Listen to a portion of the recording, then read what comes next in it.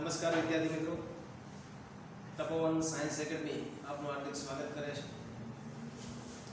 ગઈકાલના લેક્ચરની અંદર આપણે કેટલીક અસરો, પ્રેરક અસર છે વગેરે જેવી અસરો વિશે ચર્ચા કરી અને આ લેક્ચરની અંદર પણ બે પ્રશ્નો લેવાના છે. બંને મોસ્ટ આઈએમપી છે, ફરજિયાત તૈયાર કરવાના છે. એમાંથી વાત કરીએ ઇલેક્ટ્રોમેગ્નેટિક અસર. બરાબર છે. પ્રશ્ન એવો છે ઇલેક્ટ્રોમેગ્નેટિક અસર એટલે શું અને તેના પ્રકાર સમજાવો. તો પહેલા તો આપણે સમજવું પડશે ઇલેક્ટ્રોમેગ્નેટિક અસર કોને કહીશું. આ બાબત ખાસ અગત્યની છે.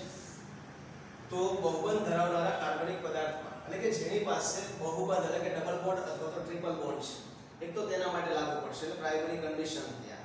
કોના માટે ઇલેક્ટ્રોમેગ્નેટિક અસર લાગુ પાડી શકાય? તો જેની પાસે ડબલ બોન્ડ અથવા તો ટ્રિપલ બોન્ડ હોય છે તેને. એટલે કે બહુબંધ ધરાવનારા કાર્બનિક પદાર્થમાં આ અસર માત્ર હુમલો કરનાર પ્રક્રિયકની હાજરીમાં જોવા મળે. હવે અહીંયા શું વાત કરીએ છીએ? કોઈ પણ સંયોજન છે જેની પાસે ડબલ બોન્ડ અથવા ટ્રિપલ બોન્ડ હોય એમાં અસર જોવા મળે, પરંતુ ક્યારે? જ્યારે હુમલો કરનાર કોઈ પ્રક્રિયક હાજર હોય ત્યાં સુધી જ માત્ર અસર જોવા મળે છે. હુમલો જ્યારે પ્રક્રિયક કરે છે ત્યારે અસર જોવા મળે. એકવાર આ પ્રક્રિયક, હુમલો કરનાર પ્રક્રિયક દૂર થઈ જાય છે ત્યાર પછી આ અસર લાગુ પડતી નથી. આ બાબત ખાસ ધ્યાનમાં રાખવાની છે. તો જેની પાસે બહુબંધ હોય એવા કાર્બનિક સંયોજનની અંદર ઇલેક્ટ્રોમેગ્નેટિક અસર જોઈ શકાય. ક્યારે જોઈ શકાય? તો હુમલો કરનાર પ્રક્રિયકની હાજરીમાં જોવા મળે છે. એટલે હુમલો કરનાર પ્રક્રિયક જ્યારે હાજર હોય ત્યારે ઇલેક્ટ્રોમેગ્નેટિક અસર જોઈ શકાય.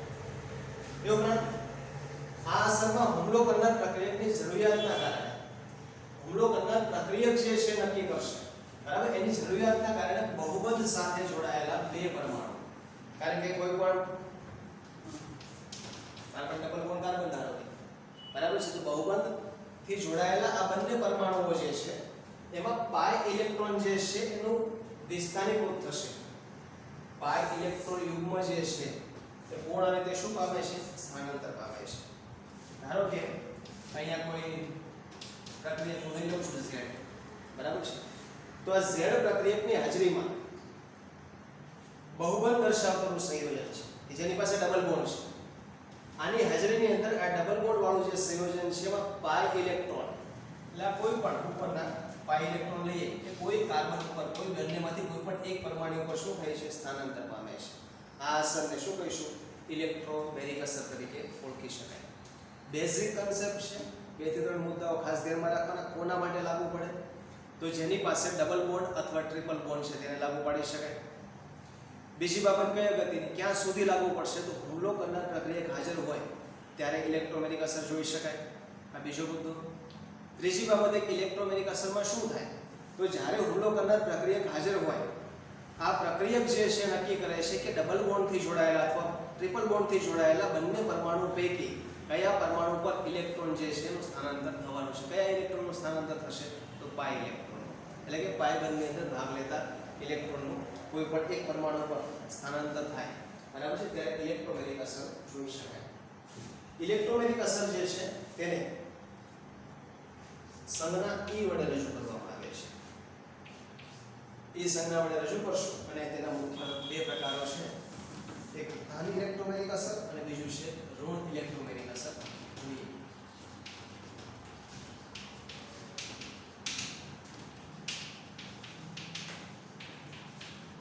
જેને પ્લસ E અસર તરીકે પણ ઓળખવામાં આવે છે. તો ધન ઇલેક્ટ્રોમેગ્નેટિક અસર એટલે શું? તો અહીંયા ખાસ ધ્યાનમાં રાખવાનું છે કે બહુબંધથી જોડાયેલા બંને પરમાણુ, એની વચ્ચે જે બહુબંધ એટલે કે પાઈ બોન્ડ રહેલો છે, એ પાઈ બોન્ડ જો હુમલો કરનાર પ્રક્રિયકની દિશામાં સ્થાનાંતર પામે, હુમલો કરનાર પ્રક્રિયકની દિશામાં સ્થાનાંતર પામે તો અસર જે છે તેને શું કહીશું? ધન ઇલેક્ટ્રોમેગ્નેટિક અસર તરીકે ઓળખી શકાય. બરાબર છે. આ બાબત થોડી ધ્યાનમાં રાખવાની છે. એટલે કે પાયબંધ જે છે એનું સ્થાનાંતર બહુબંધમાં રહેલા પાઈ ઇલેક્ટ્રોનનો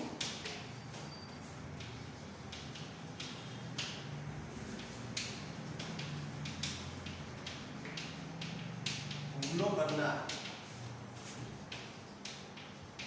પ્રક્રિયક જે પરમાણુ પર જોડાય છે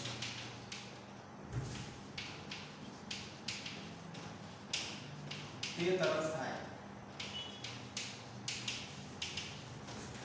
તો તેની પ્લસ E અસર એટલે કે ધન ઇલેક્ટ્રોમેગ્નેટિક અસર કહીશું. ઉદાહરણ લઈએ, ધારો કે C ડબલ બોન્ડ C છે, જેની સાથે કોઈ હુમલો કરનાર પ્રક્રિયા તરીકે H પ્લસ જોડાઈ છે. હવે અહીંયા આ પાયબંધ જે છે, પાયબંધ એ પાયબંધનું સ્થાનાંતર ધારો કે આ કાર્બન ઉપર થયું, એટલે આપણને ખ્યાલ છે એ પ્રમાણે આને હું આ રીતે રજૂ કરી શકાય. વેલેન્સી આપણે 4 દર્શાવી હોય, આ કાર્બન, આ બોન્ડ, આ કાર્બન, આના ઉપર શું આવે છે? પાયબંધના ઇલેક્ટ્રોન. માટે આના ઉપર ચાર્જ કેવો આવે? નેગેટિવ. અને નેગેટિવ ચાર્જ આવે છે માટે એની સાથે કોણ જોડી શકાય? હાઇડ્રોજન. બરાબર છે? તો આપણી અંતિમ નિપજ આવી મળશે કાર્બન બોન્ડ કાર્બન, અહીંયા શું જોડી શકાય છે? હાઇડ્રોજન. અહીંયા આપણે હવે વ્યાખ્યાની વાત કરીએ કે પાયબંધનું સ્થાનાંતર જે પરમાણુ પર થયું, આ પાયબંધ જે છે એનું સ્થાનાંતર જે પરમાણુ પર થશે એ પરમાણુ પર જો હુમલો કરનાર પ્રક્રિયક જોડાતો હોય તો અસરને શું કહીશું? ધન ઇલેક્ટ્રોમેગ્નેટિક અસર તરીકે ઓળખી શકાય, અથવા તો પ્લસ E અસર આપણે એને કહીશું. ફરીથી કહું છું, ધન ઇલેક્ટ્રોમેગ્નેટિક અસર શબ્દ આવે એટલે ખાસ ધ્યાનમાં રાખવાનું. તો આના ઉપરથી યાદ રહી જાય એવું છે કે ધન છે, બરાબર છે? ધન છે તો સામે કેવો હોવો જોઈએ? ઋણ. આ ધન જે છે કોની સાથે જોડાય? ઋણ સાથે. ઋણ ક્યારે બને? તો આ પાઈ ઇલેક્ટ્રોન કોઈ એક કાર્બન ઉપર આવશે, એના ઉપર ચાર્જ આપમેળે કેવો આવી જશે? ઋણ. આ ઋણ ચાર્જ આવે એની સાથે કોણ જોડાય? ધન. તો અસરને શું કહી દઈશું? ધન ઇલેક્ટ્રોમેગ્નેટિક અસર. બરાબર છે? એટલે કે પાયબંધનું ઇલેક્ટ્રોન યુગ્મ જે પરમાણુ પર સ્થાનાંતર પામે તે પરમાણુ પર હુમલો કરનાર પ્રક્રિયક જોડાતો હોય તો અસરને ધન ઇલેક્ટ્રોમેગ્નેટિક અસર તરીકે ઓળખી શકાય. બરાબર? ત્યાર પછી વાત કરીએ ધન ઇલેક્ટ્રોમેગ્નેટિક અસર પછી ઋણ ઇલેક્ટ્રોમેગ્નેટિક અસર.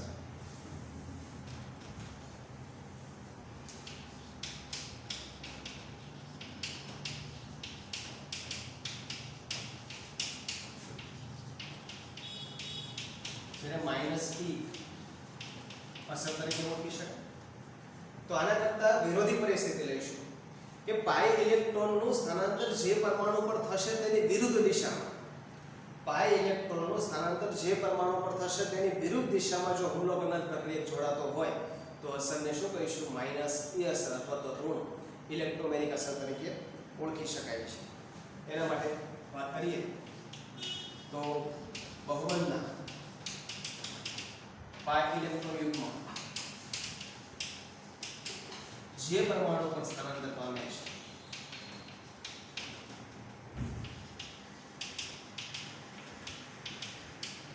તેના કરતા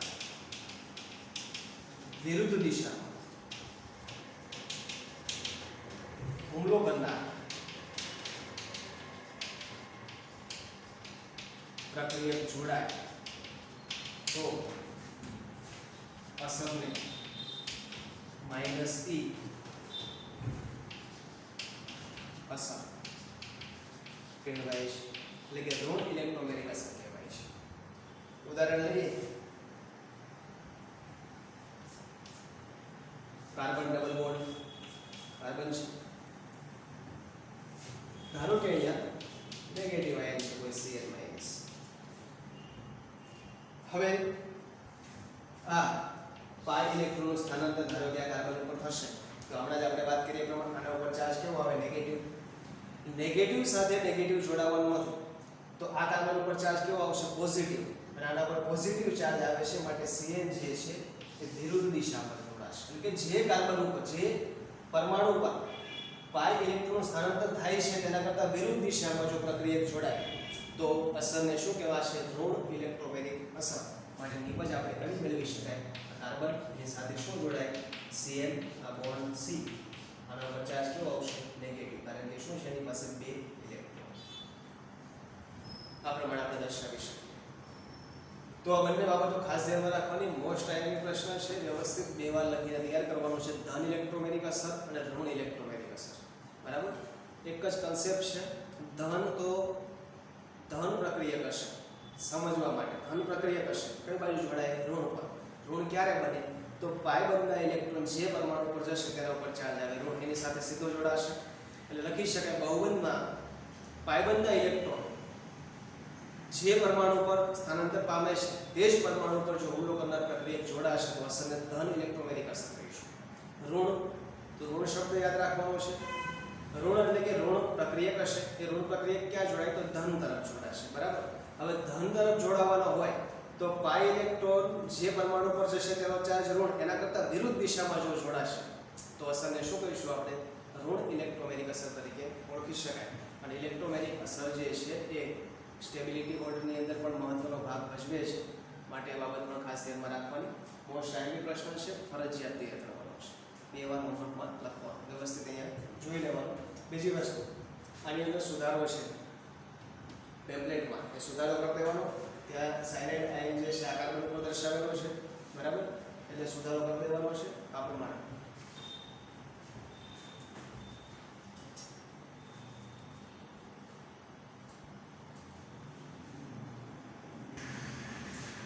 મિત્રો, આગળનો પ્રશ્ન નંબર 31, અતિશયુગ્મન અસર અથવા તો હાઇપર કોન્જુગેશન. અને મોસ્ટ ટાઈમલી પ્રશ્ન અને આ ચેપ્ટરનો લગભગ આપણા માટે છેલ્લો પ્રશ્ન છે. તો વાત કરીએ હાઇપર કોન્જુગેશન શબ્દ આપણે આગળ શીખી ગયા છીએ. હાઇપર કોન્જુગેશન અને અતિશયુગ્મન. અતિશયુગ્મન નામ પરથી જે સંયુગ્મન એટલે શું થશે? યુગ્મન થશે, જોડાણ થવાનું છે. બરાબર છે. હવે અહીંયા કોની વચ્ચે જોડાણ થાય છે એ બાબત સમજવાની છે ખાસ. તો અહીંયા આપણે જે જોડાણ કરવાનું છે એ સિગ્મા બોન્ડ આધારે હશે. એટલે કે કોઈ કાર્બોકેટાયન છે, એ કોઈ કાર્બોકેટાયન પાસે એક કક્ષક એવી છે કે જે ઇલેક્ટ્રોન રહિત છે. બરાબર છે. અને બાજુનો જે કાર્બન છે એમાં કાર્બન બોન્ડ હાઇડ્રોજન જોવા મળે, અને કાર્બન બોન્ડ હાઇડ્રોજન અને આ ખાલી કક્ષક જે છે એમાં સિગ્મા બોન્ડના ઇલેક્ટ્રોન એ ખાલી કક્ષકમાં સ્થાનાંતર પામે છે, પરિણામે સંયુગ્મન જોવા મળે. અને આ અસર જે છે તેને હાઇપર કોન્જુગેશન તરીકે ઓળખીશું. અહીંયા ડેફિનેશન કે વગેરે જે આપેલું છે એમાં અસહભાગી કક્ષક ને એવો બધો શબ્દ છે. અસહભાગી કક્ષક એટલે શું લઈશું આપણે? કે જેણે બોન્ડિંગમાં ભાગ નથી લીધો એવી કક્ષક. ટૂંકમાં સમજાવવા માટે એક જ વસ્તુ કહું તો, કોઈ એક કાર્બોકેટાયન છે જેના પર પોઝિટિવ ચાર્જ છે, એની પાસે એક કક્ષક એવી છે પી કક્ષક કે જેની પાસે ઇલેક્ટ્રોન નથી. એની સાથે કોઈ કાર્બન જોડાયેલો છે. આ કાર્બન બોન્ડ હાઇડ્રોજન છે. કાર્બન અને હાઇડ્રોજન વચ્ચે સિગ્મા બોન્ડ છે. આ સિગ્મા બોન્ડની અંદર ઇલેક્ટ્રોન છે. આ ઇલેક્ટ્રોન અને પેલી ખાલી કક્ષક વચ્ચે સંયુગ્મન થાય, જોડાણ થાય. તો આ અસરને શું કહીશું મિત્રો આપણે? અતિ સંયુગ્મન અસર અથવા તો હાઇપર કોન્જુગેશન તરીકે ઓળખી શકાય. હાઇપર કોન્જુગેશન અસર જે છે એ સ્થાયીતા માટે ખૂબ જ અગત્યની છે. એમસીક્યુ માટે પણ ખાસ ધ્યાનમાં રાખવાનું.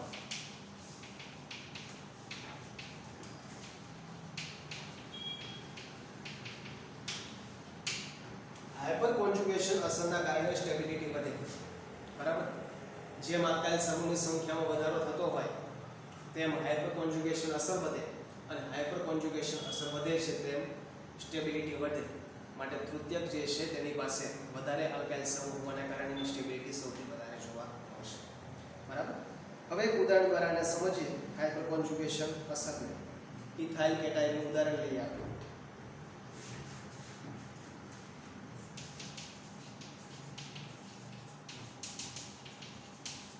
ઇથાઇલ કેટાયન એટલે CH3, CH2 પર ચાર્જ કેવો આવે? પોઝિટિવ. મારે એને દર્શાવવું છે તો કાર્બન, કાર્બનની કક્ષકો જે છે એ દર્શાવી દઈએ. હાઇડ્રોજન જોડાશે, CH3 છે, હાઇડ્રોજન, હાઇડ્રોજન. આ CH3 દર્શાવ્યું, આ બોન્ડ દર્શાવ્યું, આ કાર્બન, કાર્બન સાથે શું જોડાયેલા છે તો બે હાઇડ્રોજન.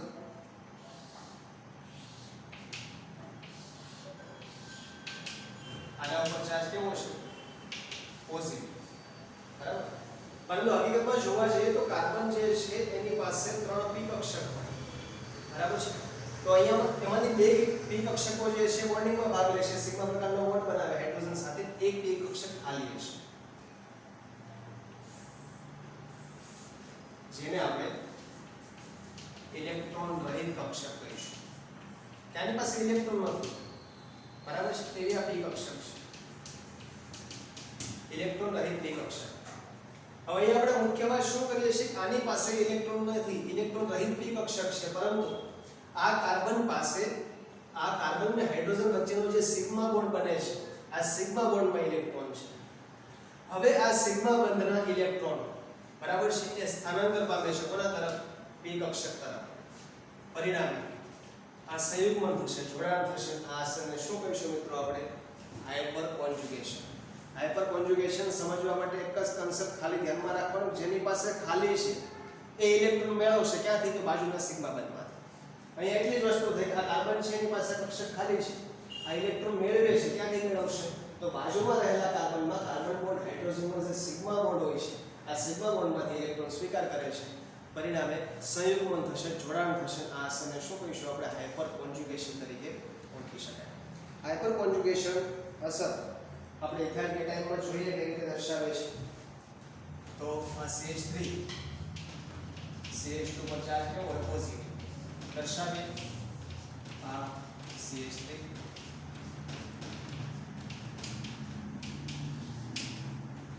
હવે આ ઇલેક્ટ્રોન જે છે આ સિગ્મા બોન્ડના ઇલેક્ટ્રોન અહીંયા પાઈ બોન્ડ બનાવે પાઈ બોન્ડ બન્યો એટલે કઈ કક્ષકનો તો p નો બરાબર છે પાઈ બોન્ડ બનાવશે માટે એક બંધારણ આપણે આવું લખી શકાય કાર્બન તેની સાથે જોડાયેલા હાઇડ્રોજન આ હાઇડ્રોજન પર ચાર્જ કેવો આવી ગયો હવે પોઝિટિવ ચાર્જ કારણ કે આ બોન્ડ અહીંયા જશે આ બોન્ડ અહીંયા જઈને શું બનાવે ડબલ બોન્ડ કાર્બન લખી શકાય એ ઉપરાંત બીજું સંયુગ્મન મારે દર્શાવવું છે તો આ એક નંબર આપી દઉં છું બંધારણ નંબર 1 બીજી શક્યતા આ હાઇડ્રોજનના ઇલેક્ટ્રોન અહીંયા આવે આ નંબર કેટલા આપી દઈશું 2 તો આને બીજી રીતે રજૂ કરવું હોય તો હાઇડ્રોજન આ કાર્બન આ હાઇડ્રોજન આ બોન્ડ તો અહીંયા આવવાનો છે ડબલ બોન્ડ તો અહીંયા શું બાકી રહી ગયું હાઇડ્રોજન એના પર ચાર્જ કેવો આવી ગયો પોઝિટિવ અહીંયા શું છે CH2 દર્શાવી દીધું ત્રીજી શક્યતા દર્શાવી હોય તો આ ઇલેક્ટ્રોન અહીંયા આવશે નંબર કેટલો આવશે ને 3 વડે દર્શાવી દઈએ આ નંબર ભેગા આપણો 2 ત્રીજો નંબર દર્શાવવો હોય તો અહીંયા શું આવે H+ આ કાર્બન એની સાથે જોડાયેલો હાઇડ્રોજન આ બંધ અહીંયા આવશે માટે ડબલ બોન્ડ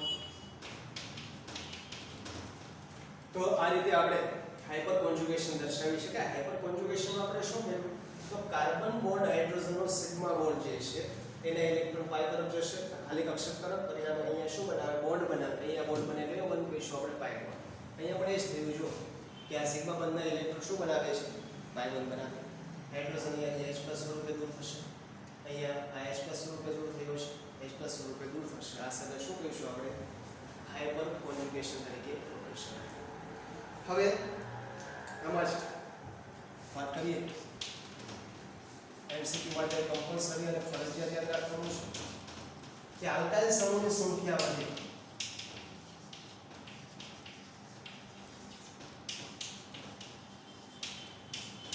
તેમ હાઇપર કોન્જુગેશન અસર વધે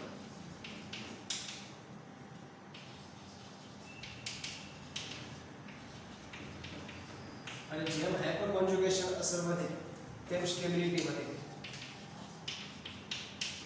સ્થાયીતા વધે આ કમ્પલસરી યાદ રાખવાનું એટલે કાર્બન સાથે જોડાયેલા આલ્કાઇલ સમૂહની સંખ્યા જેમ વધારે એમ આલ્કાઇલ સમૂહની સંખ્યા વધારે એમ આપણને આવા બંધારણો વધારે મળશે અને જેમ બંધારણની સંખ્યા વધે એમ સ્ટેબિલિટી શું થાય છે વધે છે હાઇપર કોન્જુગેશન અસર શું થાય છે વધે છે માટે સૌથી વધારે સ્ટેબલ સંયોજન હોય હાઇપર કોન્જુગેશન હોય તો થર્ડ ડિગ્રી કહેવાશે તૃતીયક પછી દ્વિતીયક પછી પ્રાઇમરી અને પછી શું લખી શકાય CH3 આ ક્રમ આપણને ટેબ્લેટમાં આપેલો નથી લખી દેવાનો છે બરાબર તૃતીયકનું ઉદાહરણ લખવા હોય તો પણ લખી શકીએ આપણે આ CH3 વાઇઝ C+ લખી શકાય આખો કેટાયન છે અહીંયા CH3 વાઇઝ CH+ લખી શકાય દ્વિતીયક અહીંયા CH3 CH2 લખી શકાય પ્રાઇમરી અને અહીંયા શું લખી શકાય મિથાઇલ આખો કેટાયન CH3 બરાબર એટલી વસ્તુ MCQ માટે કમ્પલસરી તૈયાર કરવાની છે આ લખી લેવાનું છે. આલ્કાઇલ સમૂહની સંખ્યા જેમ વધે તેમ હાઇપર કોન્જ્યુગેશન અસર વધે અને હાઇપર કોન્જ્યુગેશન અસર વધે છે તેમ સ્ટેબિલિટી વધે. માટે તૃતીયક જે છે આ કાર્બોકેટાઇન પાસે જોડાયેલા CH3 સમૂહની સંખ્યા 3 છે.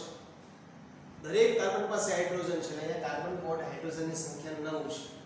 અહીંયા કાર્બન બોન્ડ હાઇડ્રોજનની સંખ્યા જે વિસ્થાપન થવાનું છે એની જ વાત કરીએ છીએ, આની વાત નથી કરતા. જે વિસ્થાપન થવાનું છે 6 છે, અહીંયા કેટલી છે 3. તો અહીંયા 9 સ્ટ્રક્ચર આવા બનાવી શકાય, અહીંયા આવા 6 બનાવી શકાય, અહીંયા આવા કેટલા બનાવી શકાય 3. જેટલા સ્ટ્રક્ચરની સંખ્યા વધારે એટલે હાઇપર કોન્જ્યુગેશન અસર વધારે અને હાઇપર કોન્જ્યુગેશન અસર વધારે એમ સ્ટેબિલિટી વધારે. માટે તૃતીયક કાર્બોકેટાઇન જે છે એ સૌથી વધારે મોર સ્ટેબલ હોય છે. બરાબર, આ બાબતો થોડી ધ્યાનમાં રાખવાની. હવે આમાં જ ઉદાહરણ જોઈએ. હજુ એક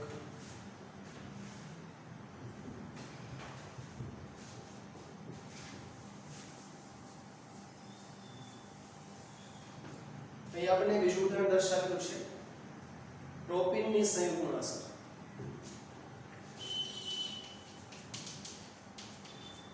propyne CH3 CH2 double bond CH. તો પ્રોપીન માટે વાત કરીએ, આ કાર્બન સાથે શું જોડાયેલું છે 3 હાઇડ્રોજન. કાર્બનની 3 કક્ષકો.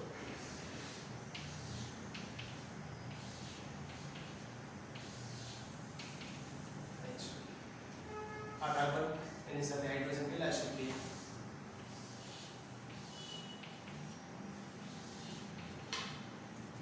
Double bond carbon.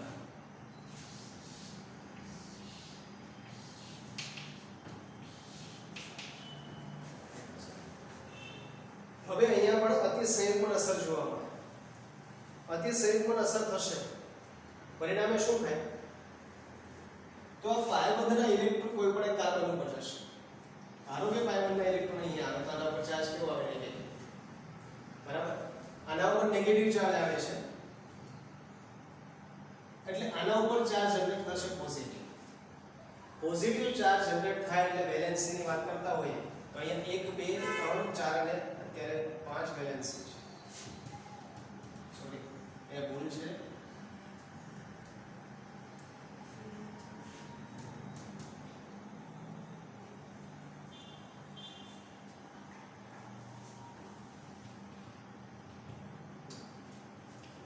હવે આ રીતે કક્ષક થયા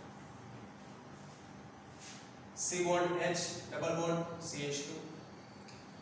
હવે અહીંયા વાત કરીએ તો પાયબંધના ઇલેક્ટ્રોન ધારો કે અહીંયા જશે તો આના ઉપર ચાર્જ જનરેટ થાય પોઝિટિવ. પોઝિટિવ ચાર્જ જનરેટ થશે. આ ઇલેક્ટ્રોન અહીંયા છે એટલે કક્ષક કેટલી બાકી રહી ગઈ? 1 2 3. અચૂક કક્ષક કેવું ઉદ્ભવે? ખાલી. તો ખાલી કક્ષક માટે આપણે હમણાં શીખ્યા ખાલી કક્ષક હોય એના તરફ આ સિગ્મા બોન્ડના ઇલેક્ટ્રોનનું શું દર્શાવે? આકર્ષણ દર્શાવે. અને આકર્ષણ દર્શાવે માટે અહીંયા પણ કઈ અસર જોઈ શકાય? હાઇપર કોન્જ્યુગેશન અસર આપણે જોઈ શકીએ છીએ. તો જોઈએ આપણે હાઇપર કોન્જ્યુગેશન અસર આ બંધારણ પરથી.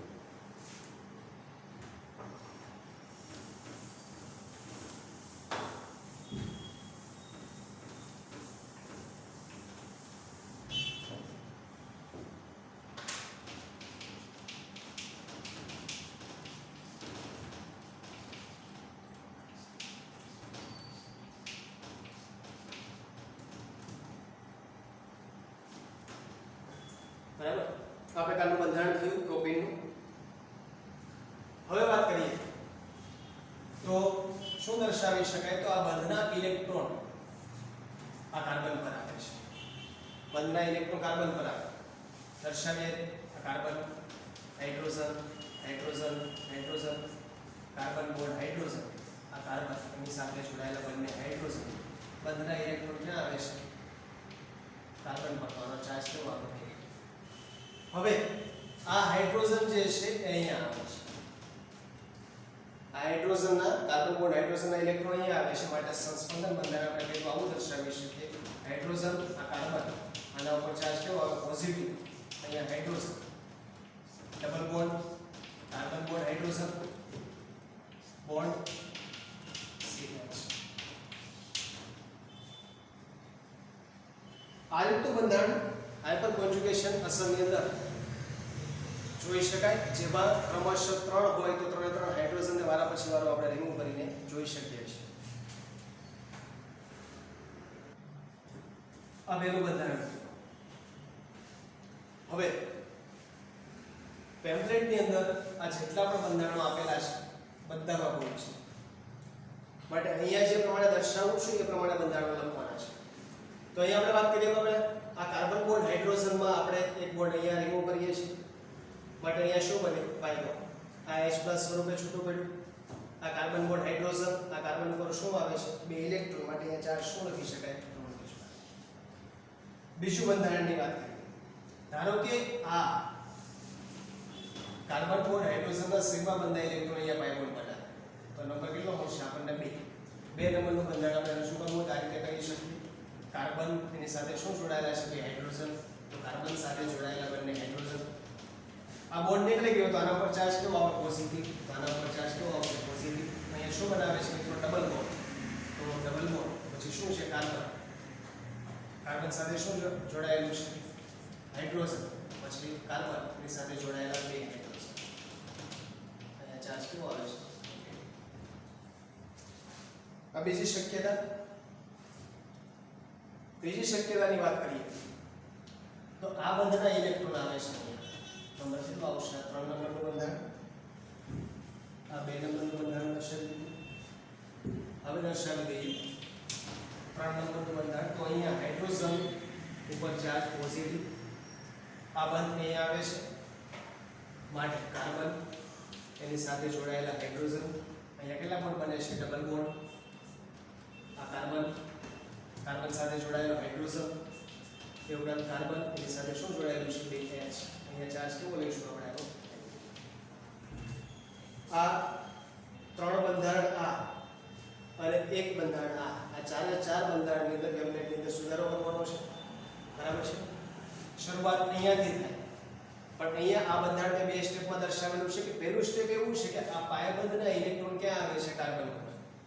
પરિણામે અહીંયા ચાર્જ કેવો આવે? કે નેગેટિવ. અહીંયા ચાર્જ નેગેટિવ એટલે એટલું ફિક્સ થઈ જશે કે આમાં કોઈ પણ પ્રકારનો ચેન્જીસ હવે કરવાનો નથી. આગળના બંધારણ લખીએ એમાં માત્ર અહીંયાથી ચેન્જીસ થશે કે અહીંયા ડબલ બોન્ડ બનાવે તો H+, અહીંયા ડબલ બોન્ડ બનાવે તો H+, અહીંયા ડબલ બોન્ડ બનાવે તો શું લખી શકાય? H+ આ રીતે દર્શાવી શકાય. બરાબર? તો આ રીતે હાઇપર કોન્જ્યુગેશન અસર મોસ્ટ આઈએમપી પ્રશ્ન છે, વ્યવસ્થિત મિત્રો આપણે તૈયાર કરવાનો છે. બીજી વસ્તુ, અહીંયા સાથે આપણું ચેપ્ટર ગુજરાત બોર્ડનું પૂર્ણ થાય છે. આના પછીના જેટલા પણ ટોપિક છે, જેમ કે પ્રશ્ન નંબર 32 થી શરૂ થાય તે 33, 34 થી લઈને છેક 55, 56 સુધીના 55 નંબર સુધીના બધા જ પ્રશ્નો જે છે એ જેડબલઈ નીટની અંદર કરાવવામાં આવશે. એ જે ગુજરાત બોર્ડ માટે અગત્યના નથી, એટલા માટે આપણે અત્યારે સિલેબસમાં લેતા નથી. બીજી વસ્તુ, પ્રશ્ન નંબર 56 -ISR + ISR, જે ગઈકાલે આપણે ઇન્ડક્ટિવ ઇફેક્ટ એટલે કે પ્રેરક અસર શીખી ગયા છે, એનો તફાવત પ્રશ્ન નંબર 56 માં આપેલો છે, જે વ્યવસ્થિત તૈયાર કરી નાખવાનો છે. કારણ કે બંને અસર આપણે શીખી ગયા છે, કદાચ તફાવતમાં પૂછાય તો 56 નંબરનો પ્રશ્ન આપણા સિલેબસમાં છે, માટે ધ્યાનમાં રાખવાનો છે. વચ્ચેના જેટલા પણ ટોપિક છે એ નાઇટ્રોજન માપન પદ્ધતિ, ક્લોરીન ગેસ માપન પદ્ધતિ છે, હાઇડ્રોકાર્બન હોય તો ઓક્સિજન માપન પદ્ધતિ, એના જુદા જુદા સૂત્ર, એના સૂત્રના આધારે એક્ઝામ્પલ, આ દરેક બાબતો જે છે એ જેડબલઈ નીટની અંદર આપણને કરાવવામાં આવશે. માટે આપણા સિલેબસની અંદર એટલે સુધીનું ચેપ્ટર રાખવાનું છે અને એટલે સુધીની થિયરી જ આપણે વ્યવસ્થિત તૈયાર કરવાની છે એક્ઝામ માટે. બરાબર? આ બાબતો થોડીક ધ્યાનમાં રાખવાની છે.